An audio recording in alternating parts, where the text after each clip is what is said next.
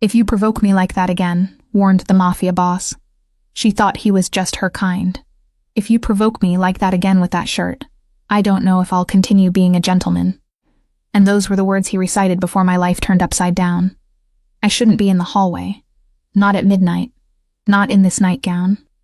Delicate lace that seemed perfectly innocent in my bedroom, but feels dangerously thin under the mansion's dim lights. I just wanted water, that's it.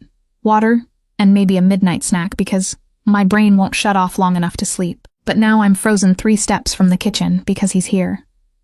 Dante is walking down the opposite end of the corridor in a dark suit. His tie is loosened. He looks like he just stepped out of a meeting. That probably involved things I don't want to know about. He stops when he sees me. His eyes track down slowly, deliberately, from my face to the thin strap on my shoulder. They go down to the lace hem that barely reaches mid-thigh, then back up. The air changes and gets heavier. "Helena." My name sounds different in his voice. Lower. Dangerous. "What are you doing out here? Water." My voice comes out smaller than intended. I was just getting that. He moves closer, not fast. He looks predatory, walking around my house dressed like that. Heat floods my face. It's just a nightgown. It's lace. He's in front of me now. He is too close. He is close enough that I smell his cologne.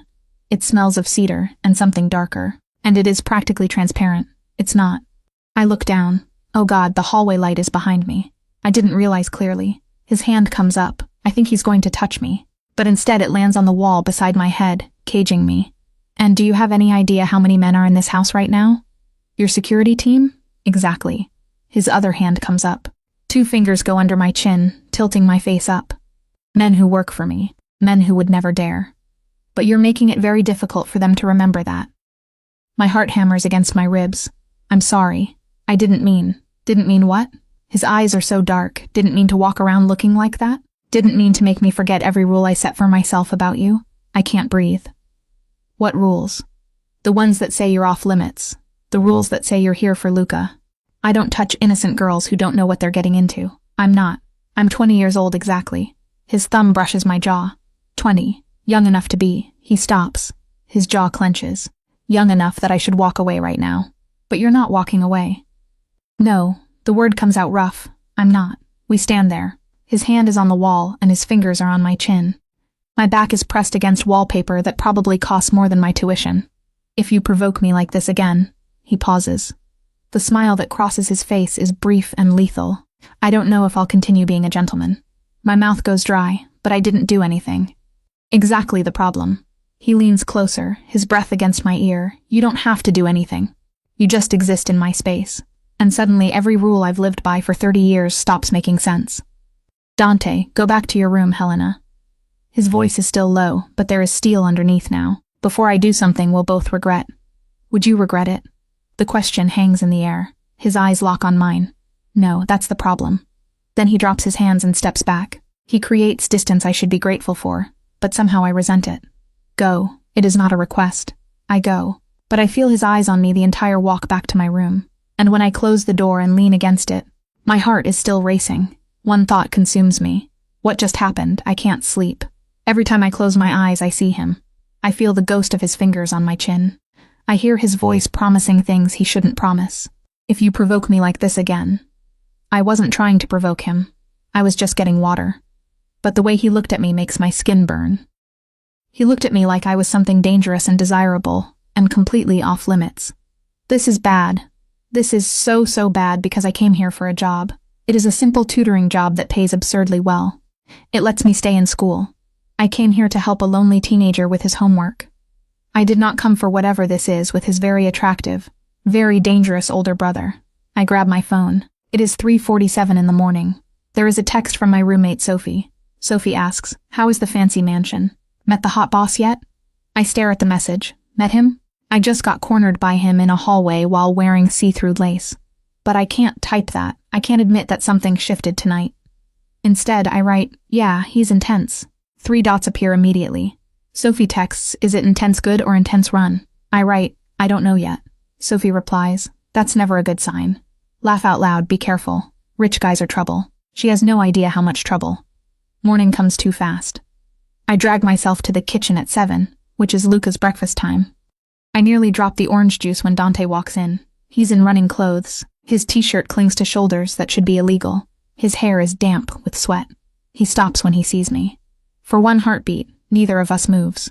Then he says, "Good morning, Helena." His voice is perfectly normal and professional, like last night didn't happen. Morning. I focus very hard on pouring juice. Luca will be down in 10 minutes. Good. He grabs a water bottle from the fridge. I have meetings all day. Make sure he finishes his essay. I always do. I know. He's looking at me now. I can feel it. You're good at your job. Thank you. That's why I hired you. The words sound innocent, but there's weight underneath them. That's why I hired you. Not for any other reason. Remember that. He leaves before I can respond. But as he passes, his hand brushes my lower back. It is so brief it could be an accident. Except his fingers linger for half a second too long. It is definitely not an accident. Luca appears right on schedule. His backpack is slung over one shoulder. He has perpetually messy hair, and that teenage scowl that doesn't quite hide how sweet he is. Good morning, Helena. He slides into his chair. Is Dante being weird? I nearly choke on my coffee. What? He's being weird. Luca steals a piece of toast. Ever since you started working here, he gets all tense when you're around. I think you're imagining things.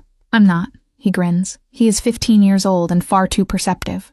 He likes you, Luca. He does, I can tell. He only gets that look when he's trying not to. He stops. Oh wait, do you like him back? My face is on fire. We should focus on your essay. You're blushing. You totally like him. He is delighted now. This is amazing.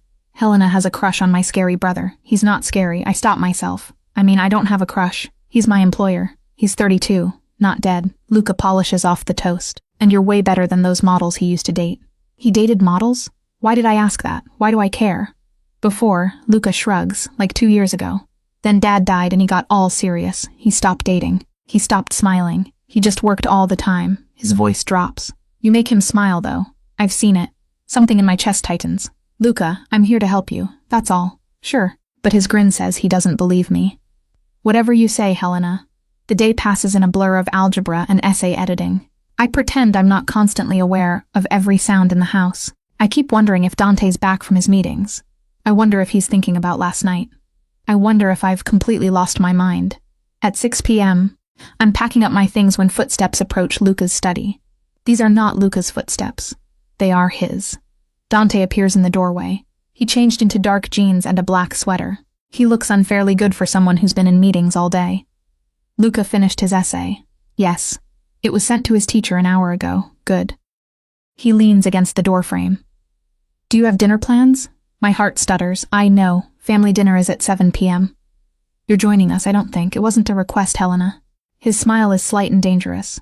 Luca specifically asked for you to stay, and I don't deny my brother much. Oh, okay then.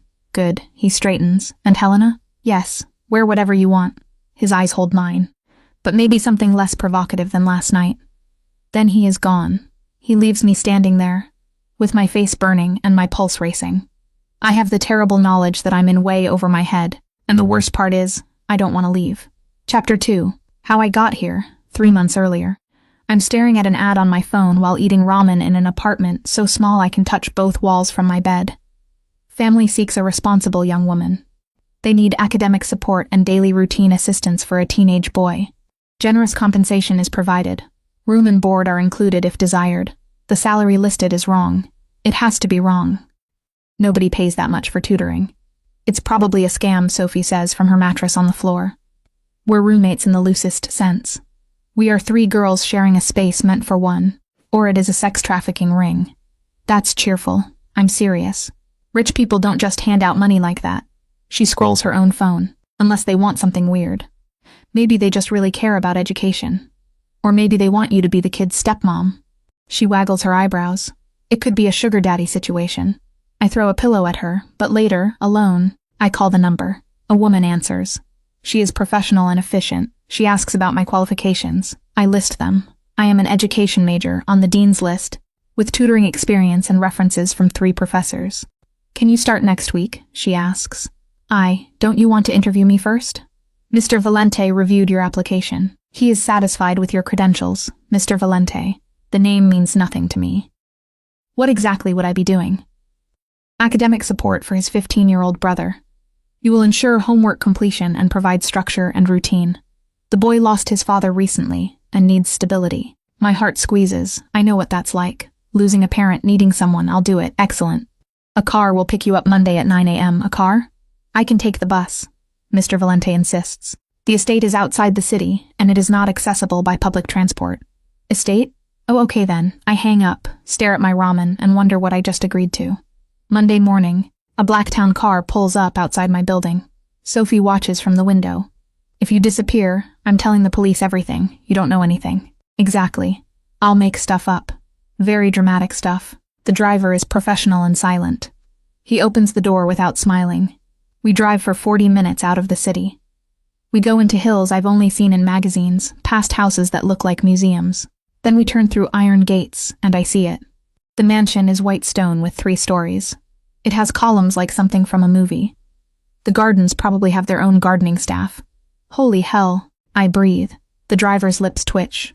This is the first expression I've seen on him. We pull up to the front entrance where a woman waits. She is in her 50s, elegant and clearly in charge. I am Helena. I am Mrs. Rosa, the house manager. She extends a hand. Welcome. Thank you. This place is intimidating. Yes, she smiles. You'll adjust. Come, I'll show you around before Mr. Valente arrives. The inside is even more impressive. There are marble floors and art that might be real. The ceilings are so high my voice echoes. How many people live here, I ask. Currently, just Mr. Valente and his brother Luca, plus staff, of course. Just 2 people in all this space. Something sad crosses her face. Their father built this house for a big family. He didn't get to see it filled the way he imagined. We walk through rooms I can't name. There is a library with books to the ceiling, a kitchen that could serve a restaurant, and a music room with a piano no one plays. Luca's study is here. Mrs. Rosa opens a door. You'll work with him primarily in this space. His bedroom is upstairs, but he's not to be disturbed there without permission, of course. And Mr. Valente's office is in the east wing. You're not to enter unless invited. The way she says it makes me nervous. Is he strict? He is protective. She meets my eyes. He is protective of his brother, of his privacy, and of his business. As long as you focus on Luca and don't ask questions, you'll be fine. Don't ask questions about what? But I don't ask. I'm examining the study's bookshelves when I hear footsteps. They are not Mrs. Rosa's heels. They are heavier, measured, and controlled. I turn and see him for the first time. Dante Valente stands in the doorway like he owns the world. Judging by this house, he might. He is in his 30s, wearing a dark suit tailored perfectly. His hair is pushed back, and his eyes assess me some 3 seconds flat. You're the tutor. It is not a question. Yes, Helena Alves. I extend my hand. He looks at it, then takes it. His grip is firm and brief. It leaves my skin tingling. You look young. I'm 20. But my credentials, I read them, you're qualified. He releases my hand and steps into the room. What I need to know is, can you handle Luca? Handle him? He's been through a lot. He lost his father 6 months ago. He stopped doing homework and stopped caring about school. I need someone who won't give up on him. The pain in his voice is carefully hidden. But I hear it. I won't give up on him. Everyone says that. I mean it. I hold his gaze. I lost my dad when I was 12. I know what likes. I know how school feels pointless and how nothing matters. I pause. I also know that having someone who shows up every day makes a difference. This is true even when it doesn't feel like it. Something shifts in his expression. You lost your father. Yes. I'm sorry. I'm sorry about yours too. We stand there, 2 strangers connected by grief. Then he nods once. Luca will be home from school at 3:15. Don't let him charm you into skipping work. He's good at that. I'll manage. We'll see.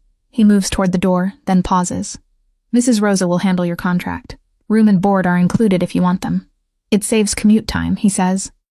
I have an apartment that you share with 2 other girls in a space meant for 1. He says it matter-of-factly. I did a background check. It's not a judgment, but the offer stands. He did a background check. That is thorough. I protect what's mine. His eyes meet mine. Luca is mine to protect. This means anyone in his life gets vetted. Understood. Understood. Good. He straightens his cuffs. Welcome to the family. Miss Alves. Then he's gone. I stand in that study with my heart pounding. I wonder what kind of family does background checks, and I wonder what I just walked into. Luca appears at 3:15. He is a lanky teenager. His backpack is dragging, and his expression is sullen. You're the new tutor. He drops into a chair. Great. Another person Dante hired to fix me. I'm not here to fix you. Sure you're not. He pulls out his phone. I'm here to help you not fail sophomore year. I sit across from him. Whether you actually want help is up to you. He looks up, surprised. You're not going to give me a speech about potential? Nope. Or tell me my dad would want me to try harder. Pain flashes across his face when he says it. Nope. I pull out my planner. I'm just going to show up every day and do my job. If you decide to do yours, great. If not, I still get paid. A smile tugs at his mouth. Dante's going to hate that answer. Your brother doesn't have to like my methods, just my results. You're different than the last 3. There were 3 before me? Yeah. One lasted 2 weeks, and one lasted a month. The other quit after Dante yelled at her. He was mad at her for letting me skip an assignment. He leans back. He's very intense about my education. Sounds like he cares. He's overprotective. There's a difference. Maybe, but at least you have someone who cares that much. Luca's expression softens. Mrs. Rosa said you lost your dad too. I did. Does it get better? The question is so vulnerable it breaks my heart. It gets different, I say honestly. Some days are okay, and some days are not. But you learn to carry it. Dante doesn't talk about it. He doesn't talk about Dad. He just works all the time. Everyone grieves differently, I guess. He opens his backpack. So, what are we doing? Math? English first, then math. Then we'll see about bribery snacks. Bribery snacks? I find people work better with food incentive. His grin is genuine now. You're going to fit in here just fine, Helena. Over the next 2 weeks, I fall into a routine. Mornings help Luca get ready for school. Afternoons are for homework, essays, and exam prep.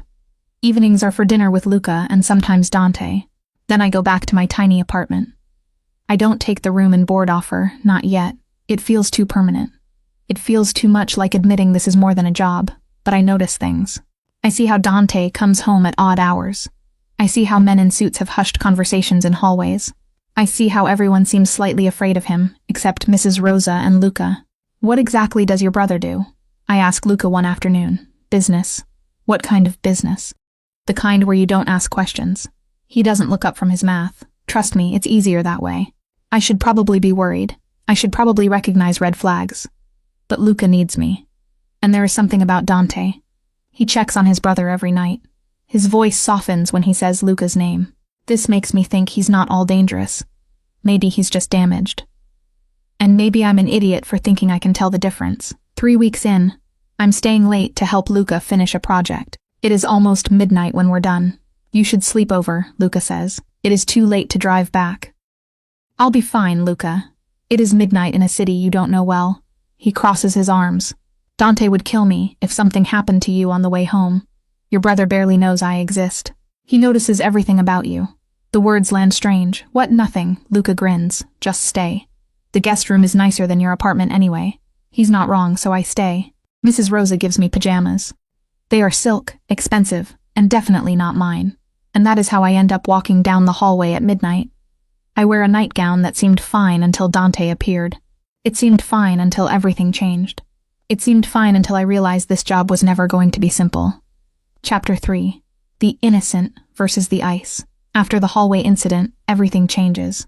It is not obvious, and it is not in ways anyone else would notice. But I notice. I notice how Dante finds reasons to be in whatever room I'm in. He appears in the kitchen when I'm making Luca's afternoon snack. He walks past the study door 3 times during homework sessions. His eyes track me across rooms. He looks like he's solving an equation he can't quite finish. And I notice how I react. My pulse jumps when I hear his footsteps. I smooth my hair before he enters a room. I have started wearing the pretty blouses Sophie left behind instead of my usual t-shirts. This is dangerous, I tell myself every morning. He is your employer. He is too old. He is clearly involved in something shady. But then he smiles at something Luca says, and I forget every reason this is a terrible idea. You're doing it again, Luca says without looking up from his essay. Doing what? That thing where you twirl your hair and stare at nothing. He grins. You only do it when you're thinking about Dante. My face burns. I'm not. You totally are. He is enjoying this far too much. It is cute in a, my tutor has it bad for my scary brother kind of way. Luca, does he know? There's nothing to know, right? And I'm suddenly interested in calculus. He sets down his pen. For the record, I think it's great. You're good for him. I barely know him. You know him better than most people. Luca's voice goes serious. He is different when you're around. He is less cold. He is not cold. He is just terrifying. Yeah, but not with you. He picks up his pen again. Anyway, I'm Team Helena. Just so you know, I don't know what to say to that. So I go back to grading his essay and pretend my heart isn't hammering. That evening, Dante requests my presence in his office. This is the first time since I started working here. I stand outside the door for 30 seconds. I smooth my skirt and check my reflection in a nearby mirror. I feel ridiculous. It's just a meeting, probably about Luca's progress, and completely professional. I knock. Come in. His office is exactly what I expected. It has dark wood, expensive furniture, and bookshelves filled with titles in Italian and English. Dante sits behind his desk with his sleeves rolled up. Tattoos are visible on his forearms. This is ink I've only glimpsed before. Sit. He gestures to the chair across from him. I sit, cross my ankles, and try to look professional. He watches me for a moment. Luca's grades have improved. He is smart, and he just needed structure. You've given him that. He leans back. His teachers emailed. They said he's participating in class again, turning in assignments on time. Good. It is good. His eyes don't leave mine, which is why I'm increasing your salary. I blink. That's not necessary. I'm not asking. He slides a paper across the desk. New contract, better terms. You've earned it. I look at the number and nearly choke. This is double what I'm making now. You're worth it. Miss Alves. Dante. The correction is quiet. When we're alone, it is Dante. The intimacy of it steals my breath. I can't accept this much. You can and you will. He stands, rounds the desk, and leans against it right in front of me. You've brought my brother back to life, Helena. Do you think I'd put a price limit on that? I'm just doing my job. You're doing more than your job. You care about him, not because I'm paying you, but because that's who you are. He is too close. I can smell his cologne and see the flecks of gold in his dark eyes. How do you know who I am? I pay attention. His voice drops. More than I should. The air thickens. Dante. Sign the contract, Helena. He straightens and steps back, and stop wearing those professional blouses. You look like you're trying not to be noticed. What? The pink one you wore Monday and the blue one from yesterday. His smile is slight and dangerous. They are very proper, very buttoned up, and very much trying to disappear. I didn't think you noticed what I wear. I notice everything about you. He returns to his chair. Sign the contract and take the raise. And Helena, yes. Wear whatever makes you comfortable. Even if it's that nightgown from last week. My face is on fire. That was an accident. I know. His eyes are dark with something I don't want to name. Doesn't mean I've stopped thinking about it. I flee his office with the unsigned contract and a pulse that won't slow down. Mrs. Rosa finds me in the hallway, fanning my face. He is impossible, I mutter. She laughs. He is interested. We're not. Helena, dear, I've worked for this family for 15 years. I've seen Dante with many women. She pats my arm. He's never looked at any of them the way he looks at you. How does he look at me? Like you're the first real thing he has seen in years. The next day, I wear jeans and a simple sweater. It is nothing fancy, and nothing trying too hard. Just me. Luca notices immediately. New look, old look actually. I just stopped overthinking it. Dante's going to love it. Why would your brother care what I wear? Dante walks into the kitchen, sees me, and stops. Good morning, Helena. Morning. I focus on pouring juice. His eyes track over the casual outfit. Something approving flickers in his expression. Much better. Then he pours coffee and leaves. Luca is grinning like Christmas came early. Told you. The provocations become a game neither of us acknowledges. I make tea at 10 p.m. He appears in the kitchen. I read in the library. He needs a book from that exact shelf. I help Luca with Italian homework. Dante offers to help. He sits too close and corrects my pronunciation with his mouth nearly at my ear. It is amore, he murmurs, not amore. The E's softer like this. He says it again. The word curls around me like smoke. Luca is watching us with barely concealed delight. I think I've got it. I manage. Do you? Dante's smile is slow. Say it again. Amore. Better. His hand brushes my shoulder as he stands. Keep practicing. After he leaves, Luca bursts out laughing. What? I demand. Nothing. Just enjoying the show. There is no show, Helena. He just made you say love in Italian 5 times, while basically breathing on your neck. Luca is delighted. This is the best thing that has happened since Dad died. The casual mention of his father stops me. Luca, I mean it. His smile softens. You make this house feel alive again. Both of you do, when you're together. Friday evening, Dante has a meeting. I know because men in expensive suits arrive at 7 o'clock. They go into his office. The door closes. Mrs. Rosa catches me staring down that hallway. Don't go near there tonight, she says quietly. I wasn't planning on it. I mean it, Helena. Whatever is happening in that room, you don't want to know about it. The warning sends ice through me. What kind of business is he really in? She looks at me for a long moment. It is the kind of business where questions get people hurt. It is better not to know. She squeezes my hand. You are good for him and for both of them. Don't ruin it by being curious about the wrong things. I am in my room. Yes, I finally accepted the room here. It is impractical to commute daily. Suddenly, I hear raised voices. They are not coming from Dante's office. They are coming from downstairs. I shouldn't go look. I should mind my own business. But I hear something crash, then silence. Before I can think it through, I am in the hallway, creeping toward the stairs. Dante's voice carries up. I do not care what Romano wants. The answer is no. Another voice says, he won't accept that. Then he will learn to. Dante's tone could cut glass. I do not negotiate with threats. Tell him if he tries again I will. He stops mid-sentence. Then he says, Helena. Damn. I freeze on the stairs. He appears at the bottom, alone now. His tie is loosened and his expression is carefully controlled. I scramble for an excuse. I heard a noise. Go back to your room. Are you okay? Helena. The command in his voice should make me angry and defensive. Instead, the tension in his shoulders and the tightness around his eyes make me worried. Dante, please. The word cracks slightly. Just go back to your room. Lock your door and don't come out until morning. You're scaring me. Good. He is at the top of the stairs now, close enough to touch. You should be scared. You should realize that this house, this life, and me are all dangerous. And you are too sweet, too innocent, too good to be anywhere near it. Then why did you hire me? Because I'm selfish. His hand comes up and cups my face. I saw your application and your photo. I read about how you volunteer at shelters and tutor kids for free. You still maintain perfect grades. I wanted that goodness near me. I wanted it near Luca, even knowing I would probably ruin it. My heart hammers. You're not going to ruin anything. I will. It's what I do. His thumb brushes my cheek. Now go, please. Go before I do something that proves I'm as bad as you suspect. He drops his hand and steps back. I should listen. I should go to my room like he said. Instead I ask, what if I don't think you're bad? Then you're not paying attention. Or maybe you're not as bad as you think you are. Something breaks in his expression. Helena. I hear voices from downstairs. Men are leaving and a door closes. The moment shatters. Go, he says again. Gentler this time. I will see you in the morning. This time I listen. But as I close my bedroom door, I hear him in the hallway. He stops outside my room. He stands there for 30 seconds, then walks away. I lie in bed with the door locked like he asked. I wonder what kind of danger I've walked into. And I wonder why I'm not running from it. Chapter 4.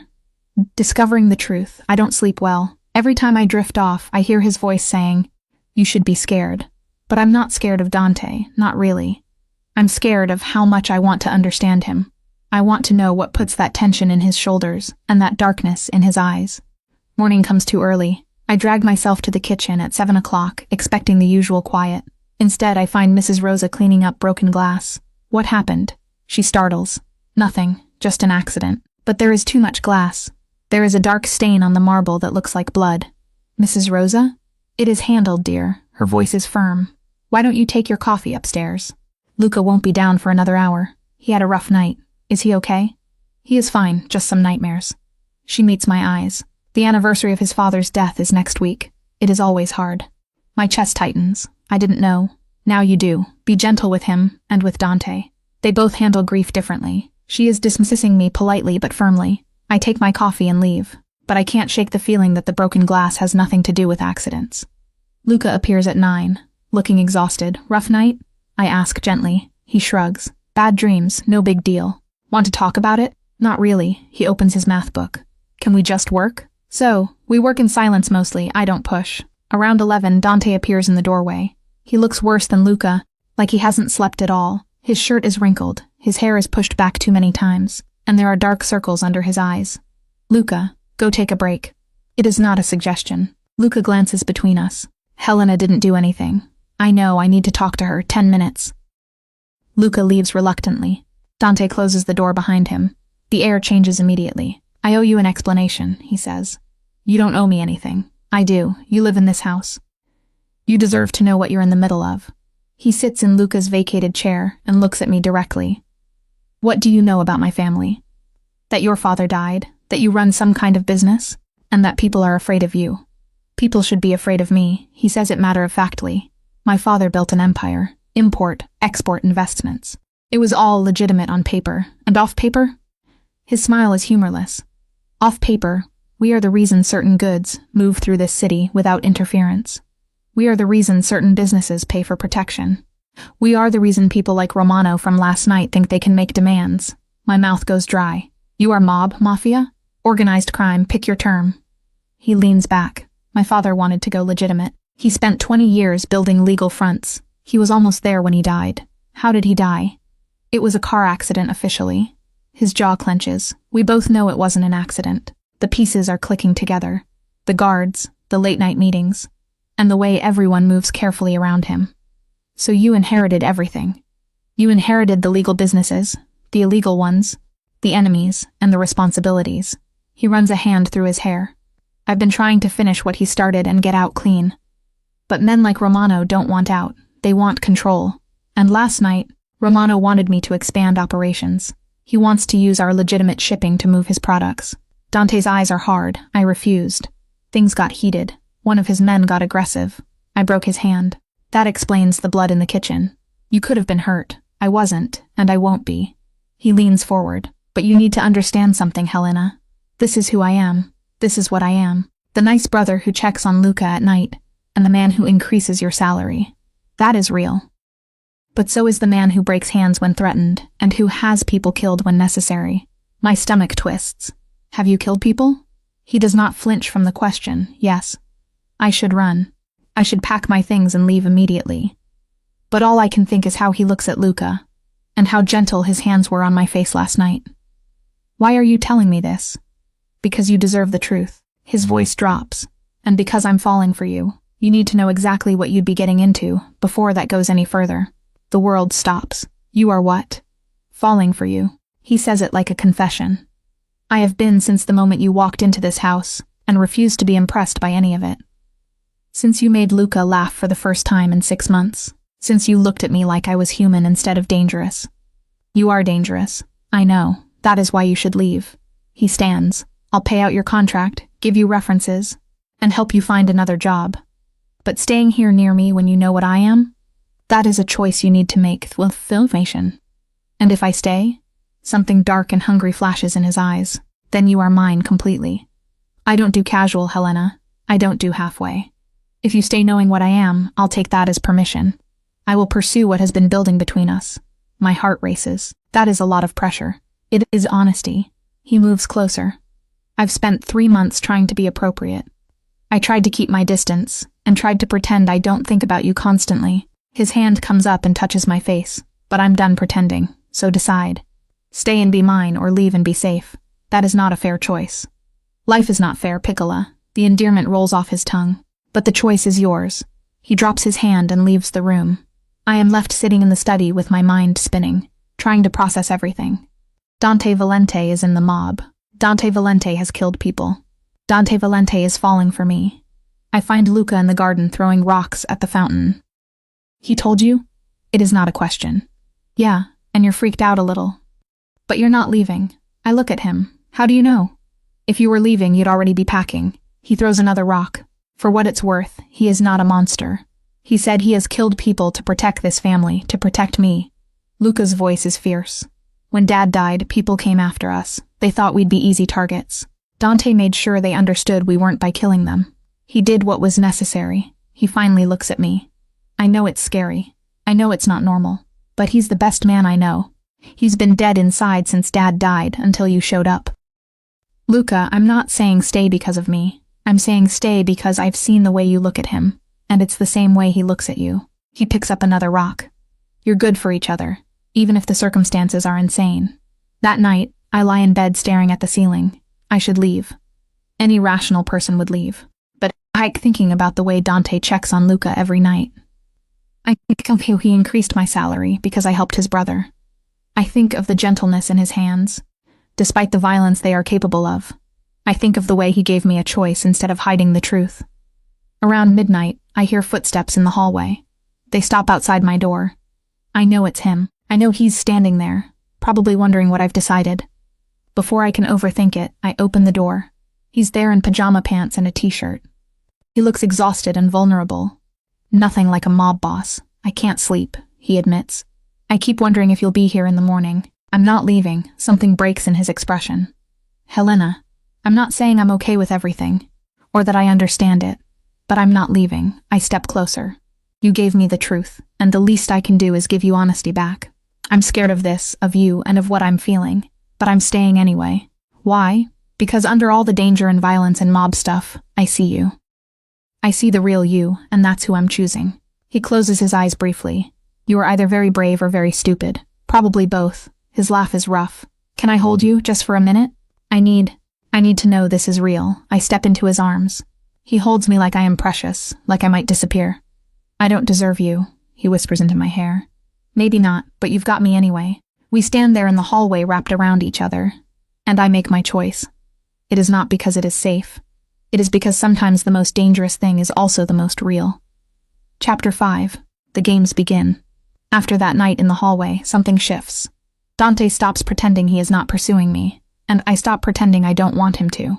It starts small. Coffee appears on my desk every morning. It is exactly how I like it. I feel his hand on my lower back when he passes me in hallways. I love the way he says my name, Helena, like it's something precious. You're being obvious, Mrs. Rosa says one morning, watching him bring me breakfast. I don't care. He sets down the plate. He kisses my temple right there in front of everyone. He says, let them see. My face burns. Dante, we have a problem. His smile is dangerous. No, we don't, but we are at work. You work for me, and I make the rules. He leans closer. And my rule is that I touch you whenever I want, unless you tell me to stop.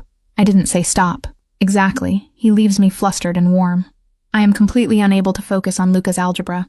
He is shameless, Luca says, grinning. He is your brother. You should be horrified. I am delighted. This is way better than him being miserable all the time. The real games start Tuesday night. I am helping Luca with an online biology session. His teacher is connecting via video call to explain cell division. Except the teacher is young, maybe 25 and male. He keeps making Luca laugh with terrible science puns. Your tutor is pretty cool, I tell Luca when the session ends. Dr. Marco is great. Yeah, he is great. He makes biology actually interesting. I don't notice Dante standing in the doorway until he speaks. Who is Dr. Marco? His voice is casual, too casual. He is Luca's biology teacher. He does virtual sessions twice a week. Dante moves into the room. How old is he? I don't know, 25. Why does it matter? And he makes you laugh. Luca is watching this exchange with barely concealed glee. He makes Luca laugh with biology jokes. Biology jokes? Dante's jaw tightens. How charming. Are you? I stop and stare at him. Are you jealous of Luca's teacher? No, you are. You're jealous. I'm not jealous. I'm cautious. He crosses his arms. Does he know you're taken? My heart skips. Taken? Yes, taken by me. Does he know that? It has never come up. He is Luca's teacher, and I am Luca's tutor. There is literally nothing going on. Cancel the next session. I blink. What? Cancel it. Luca doesn't need virtual biology. I'll hire someone in person. Dante, that's ridiculous. I will hire someone old and female, and preferably married. Luca is laughing so hard he is crying. You're being insane, I tell Dante. I'm being territorial. There's a difference. He pulls out his phone. I'm texting Dr. Marco right now to let him know. I grab his phone. You're doing no such thing. Dr. Marco is a professional educator who has zero interest in me. And you're not sabotaging Luca's education because you're being possessive. We are close now. He's trying to get his phone back, and I'm holding it out of reach. His eyes drop to my mouth. I like when you get bossy. What? I like when you tell me off and put me in my place. His voice drops. It is very attractive. Heat floods through me. You are impossible. And you're mine. He takes advantage of my distraction to reclaim his phone. But fine, Dr. Marco can stay for now. For now? If he so much as looks at you wrong. He teaches through a screen. I'll find a way. Luca interrupts, still giggling. This is the best day of my life. Wednesday, Dante escalates. I am in the kitchen making tea when he appears. He is fresh from the gym and his shirt clings to his chest. You are making tea at exactly the time you know I'll be here. I don't look up. That's a coincidence, is it? He moves behind me. He cages me against the counter without touching. Or are you provoking me, Piccola? My breath catches. I am making tea in shorts. That should be illegal. His voice is right at my ear. And you are wearing one of my t-shirts. I look down. It is his shirt. I grabbed it by mistake this morning. I didn't realize, liar. His laugh is low. You knew exactly what you were doing. Now you're going to deal with the consequences. What consequences? He spins me around. He lifts me onto the counter in one smooth motion and steps between my legs. These are the consequences. His hands bracket my hips. This is where I stop being patient, stop keeping distance, and stop pretending I don't want to kiss you until you forget your own name. Dante, tell me to stop. I can't. The words won't come. That's what I thought. His thumb brushes my lower lip. You want this too, but you're too stubborn to admit it. I'm not stubborn. You're the most stubborn woman I've ever met. His forehead touches mine, and it drives me absolutely insane. Good. His eyes flash. Careful, Helena. Keep provoking me, and I'll forget we're in a kitchen where anyone could walk in. Maybe I'm counting on that. The words are out before I can stop them. His control visibly fractures. Helena. We hear footsteps in the hallway. We spring apart seconds before Mrs. Rosa appears. She takes one look at us. I am on the counter with my face flushed. He is standing too close, breathing hard. She smiles. I'll come back later for the tea things. She leaves. Dante runs a hand through his hair. This is dangerous. I know. I mean it. If we start this, I won't be able to stop. I'll want all of you, all the time. I know. And you're still looking at me like that. Like what? Like you want me to forget every rule and take you right here on this counter. My face burns. I don't deny it. I can see it in your eyes. He steps back, creates space we both need. But not like this. We shouldn't be rushed, and we shouldn't be where someone could interrupt. His voice drops. When I have you, Helena, it's going to be somewhere I can take my time. I want to hear every sound you make without worrying about who else hears. I can't breathe. You're assuming I'll let you. You will. There is no doubt in his voice. Maybe not today, maybe not tomorrow, but soon. Because this thing between us is inevitable, and we both know it. Thursday brings a new test.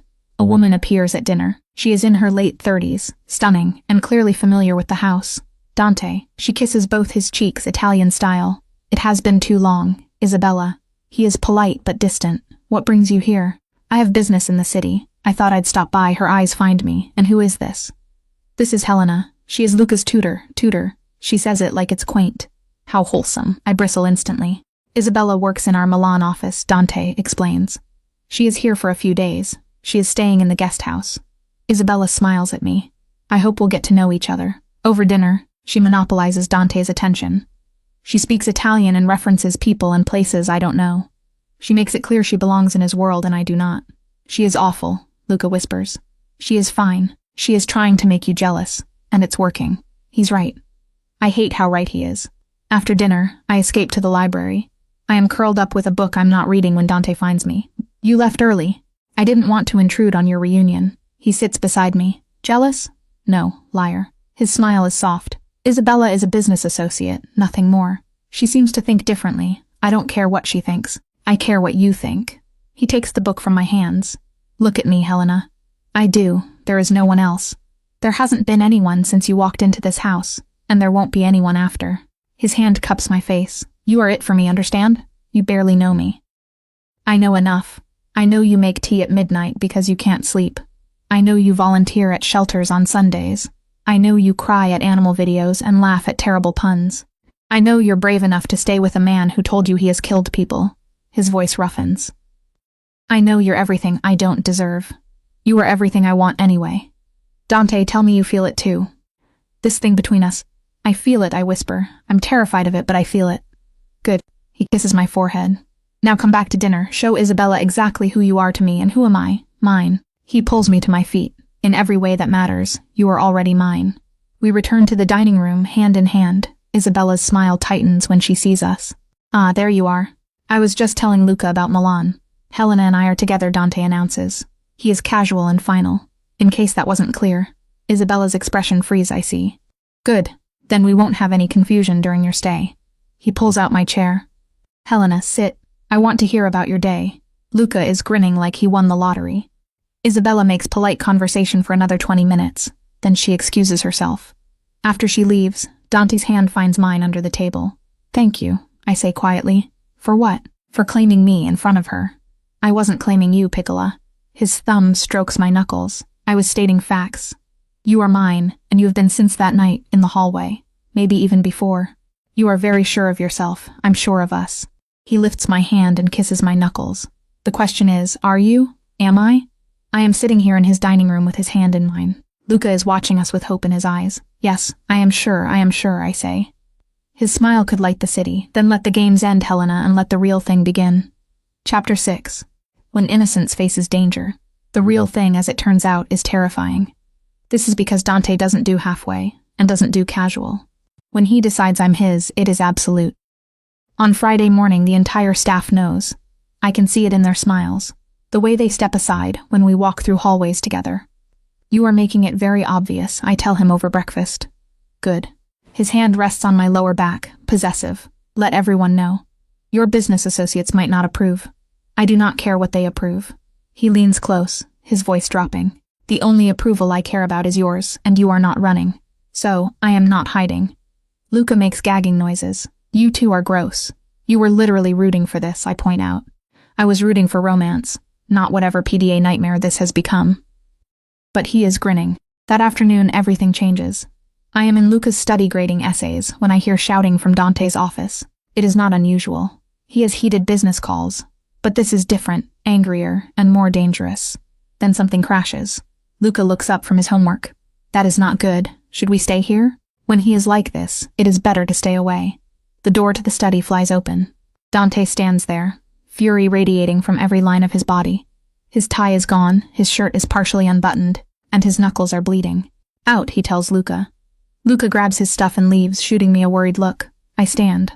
What happened? Did you touch my computer? The accusation hits like a slap. What? No. Someone accessed files from this house. Confidential files. The IP address traces here. He moves closer, his voice deadly quiet, so I will ask again. Did you touch my computer? I do not even know where your office is. Liar. He slams his hand on the desk. I flinch. I trusted you. I brought you into my home, my family, and you. I did not do anything. Then explain how someone got into files that are password protected. Files that could get people killed. My stomach drops. Maybe it was a mistake. There are no mistakes in my world, Helena. Only consequences. His eyes are ice. And right now, the only person with access who is not blood is you. You think I am a spy. I cannot believe this. You think I am what? Working for your enemies. I do not know what to think. But there is pain under the anger. All I know is that you showed up 3 months ago. You made yourself indispensable. You got close to Luca. You got close to me, and now sensitive information is compromised. That is not true. I would never. How do I know that? He is right in front of me now. How do I know any of this is real? Did you take this job specifically to betray me? The accusation breaks something in me. Stop. My voice comes out sharp and loud. Just stop. He stops, surprised. You want to know what I think? I step toward him, refusing to back down. I think you are terrified. Terrified that what we have is real. Terrified that someone actually sees you. Not the mob boss. Not the dangerous man, just you. And instead of dealing with that fear, you are finding reasons to push me away. That is not true. Yes, it is. I am furious now. You said you killed people. You said you were dangerous. You gave me every reason to leave, and I stayed. I chose you despite everything. And now you are accusing me of betraying you because someone hacked your computer. It is not that simple. It is that simple. Either you trust me or you do not. Either I am yours or I am a spy. Pick one, Dante, because I am done being tested. Silence. He is staring at me, like he is seeing me for the first time. You are not afraid of me. Of course I am afraid of you. You are terrifying. I gesture wildly. You break people's hands. You have guards with guns. You run an empire built on violence. But I stayed anyway because underneath all that, I see you. See what? The man who checks on his brother every night. Who increased my salary because I helped Luca. Who holds me like I am precious. Who looks at me like I am. My voice breaks. Like I am everything, his expression cracks. Helena, you do not get to push me away because you are scared. You do not get to accuse me of lying because trusting someone is hard. Tears stream down my face now. Either I am with you, or I am not, but I need you to decide what you actually believe. He closes his eyes. I am sorry. Are you? Or are you just sorry you got caught being an idiot despite everything? He almost smiles. Both. Not good enough. You are right. He opens his eyes. It is not good enough. None of this is good enough. I am not good enough for you, but I am selfish enough to want you anyway. Then stop sabotaging it. I am trying. The confession bursts out. I am trying to be better, to deserve you, but I do not know how.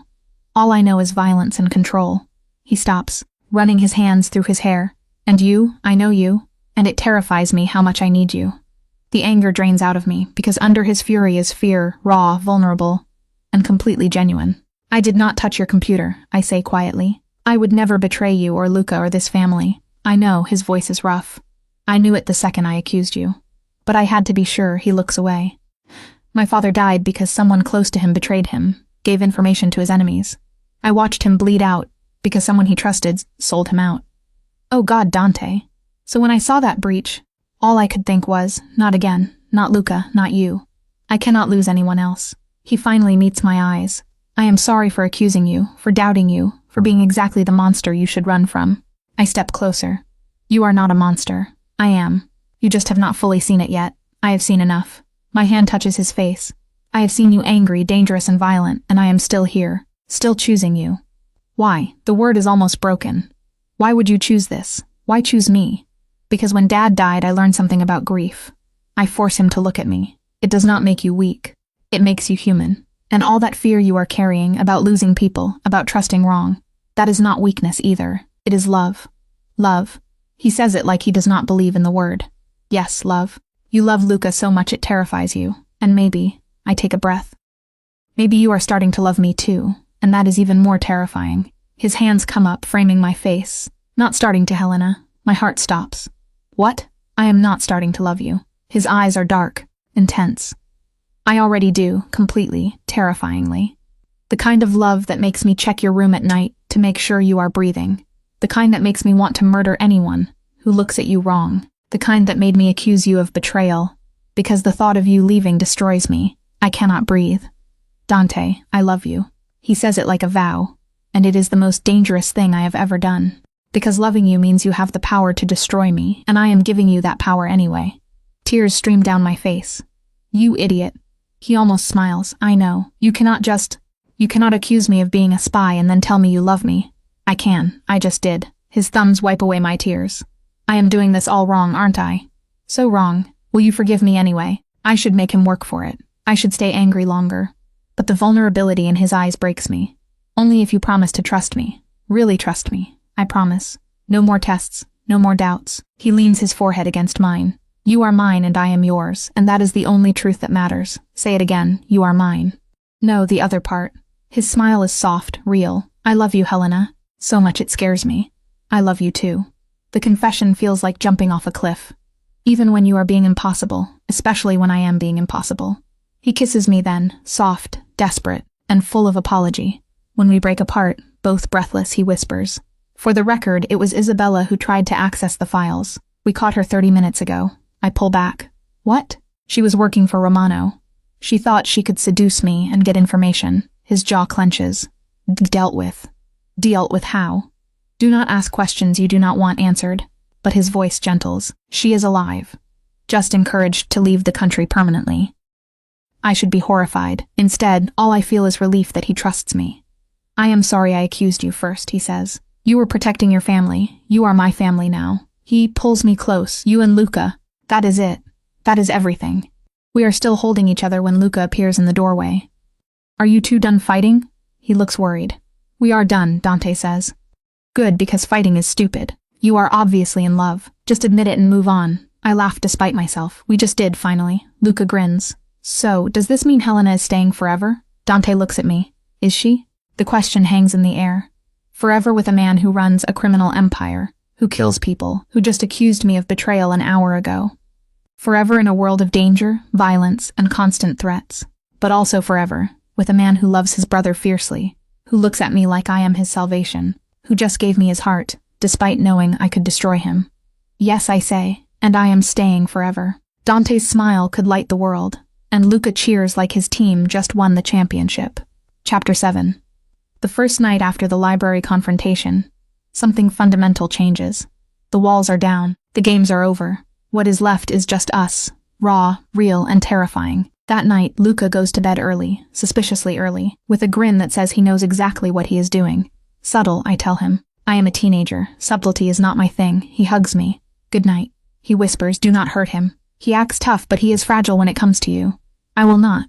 Good, because I like you, and I would hate to have to choose sides. He disappears upstairs, leaving me alone in the living room. Dante finds me there 10 minutes later. He has changed. Dark jeans, a white shirt, barefoot, looking less like a mob boss and more like just a man. A beautiful, dangerous, complicated man who just told me he loves me. Hi, he says. Hi. We stand there, the air thick with everything unsaid. I need to tell you something, he finally says. My stomach drops. Okay, I have never done this before. Done what? This. A real relationship, love, any of it. He moves closer. I have had women, plenty of them, but it was always transactional, physical. Nothing that mattered. And now it matters. You matter so much that I do not know how to do this right. He runs a hand through his hair.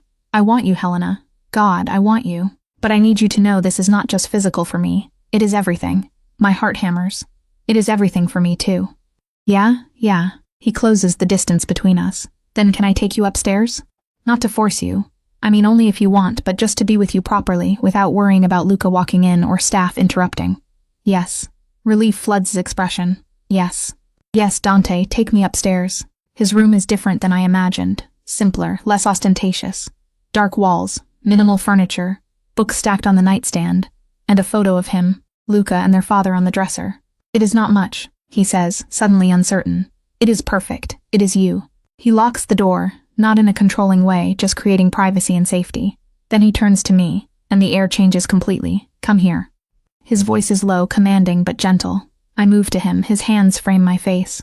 Last chance to change your mind. I do not want to change my mind. Good, because I do not think I could let you go now, even if you asked. He leans down, kisses me slowly, thoroughly, like we have all the time in the world, which I suppose we do. The kiss deepens. His hands slide into my hair. Mine clutch his shoulders. Helena. He breathes against my mouth. Tell me what you want. You, all of you. You have me. You have always had me. His lips move to my neck. From that first day in the study. Maybe even from your photo on the application. I laugh breathlessly. That is creepy. I know. I am obsessed with you. I have been from the start. His teeth graze my pulse point and I gasp. And now I finally get to show you exactly how obsessed. His hands find the hem of my shirt. Can I? Yes. He pulls it off slowly, reverent, like he is unwrapping something precious. Beautiful, he murmurs, so incredibly beautiful. Dante, shh, let me look at you. His fingers trace my collarbone down. I have imagined this so many times. You in my room, in my bed, finally mine. I was always yours. I know, but now I get to prove it. He lifts me effortlessly, carries me to the bed, lays me down like I might break. Then he just looks at me. What? I ask, suddenly self-conscious. Just memorizing this, you here, looking at me like that. Like what? Like you love me despite knowing exactly who I am. I do love you. All of you. Even the parts you think are too dark to love. Something breaks in his expression. He comes down over me, cages me with his body. I do not deserve you. Probably not, but you have me anyway, forever. Forever. He kisses me then, deep, claiming, and full of promise. I hardly notice when his shirt and my jeans cease to exist. Suddenly, it is just the two of us, so close that the rest of the world seems to disappear. Tell me if I am too much, he says against my neck. If I need to slow down, do not slow down. My hands slide down his back. I have been waiting for this, for you. Me too, Piccola, me too. What happens next changes everything. The way he holds me like I am precious, and his, and everything he has been waiting for. The way we move together like we were always meant to find each other. Look at me, he commands when my eyes drift closed. I want to see you, all of you. So I look, watching his face as we move together, seeing the same wonder I am feeling reflected back. This is not just physical. It is emotional, spiritual, everything. Dante. His name breaks from my lips. I know, baby, I know. His forehead touches mine. Let go. I have got you, and I do, let go completely, trusting him to catch me. When we finally tumble over the edge together, when the world shatters and rebuilds, I hear him whisper, mine, you are mine now. Completely. Yours, I breathe back, always yours. After we are tangled together, sweaty, breathless, and completely wrecked, he pulls me close. He kisses my shoulder, my neck, my temple. Stay, he whispers. Do not go back to your room. Stay here with me. Luca will know. Luca already knows, and he approves. He told me so this afternoon. Dante's smile is soft against my skin. He said it was about time I stopped being an idiot and claimed you properly. I laugh. He did not say that. He said exactly that. 15-year-olds have no filter. He pulls back enough to look at me, but he is right. I was an idiot. We wasted 3 months we could have had together. We had to get here our own way. Maybe, but now that we are here? His hand slides possessively over my hip. I am not letting you go, ever. Possessive much? Completely, you have no idea. He kisses me again, slower this time. You are mine, Helena, and I am yours. And anyone who tries to come between us, we will deal with. The terrifying mob boss? We will deal with a man protecting what he loves. He tucks hair behind my ear. There is a difference, is there? Yes. One is about power, the other is about you. My chest tightens. You are very good with words when you want to be. Only with you. Everyone else gets the scary version. He grins. You get the version that is stupid in love and cannot believe his luck. Stupid in love. Hopelessly, pathetically, embarrassingly stupid in love. He kisses my nose. Luca is going to make fun of me forever. Good, you deserve it. Especially after that jealousy display with Dr. Marco. I stand by that. He was too friendly. He teaches through a screen. Irrelevant. No one gets to make you smile like that except me. He pulls me closer. I am very selfish when it comes to you. I noticed. Good, then there will not be any surprises. His voice drops, serious now. I meant what I said, Helena, forever.